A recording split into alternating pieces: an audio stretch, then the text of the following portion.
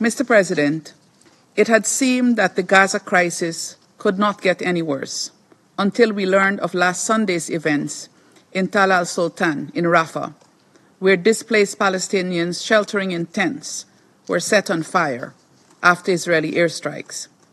People were injured and burned alive, and all of this in a designated safe zone, a chilling reminder that there is no safe place in Gaza.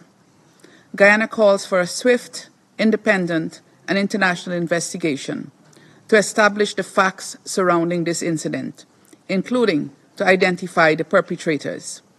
This Council must not continue to accept the all too familiar explanations of these incidents being mistakes or miscalculations.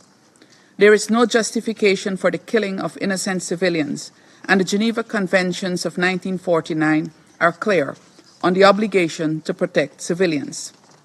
This leads me to emphasize the obligation of all parties to the conflict to adhere strictly to international law, including international humanitarian law.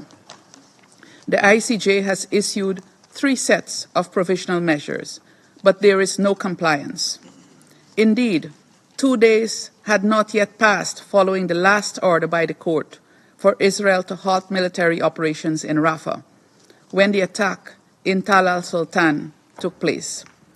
This Council must seriously consider how to address this blatant disregard for the rule of law. In this quagmire of illegalities, there are still more than 100 persons in Gaza taken hostage by Hamas from Israel on 7th of October.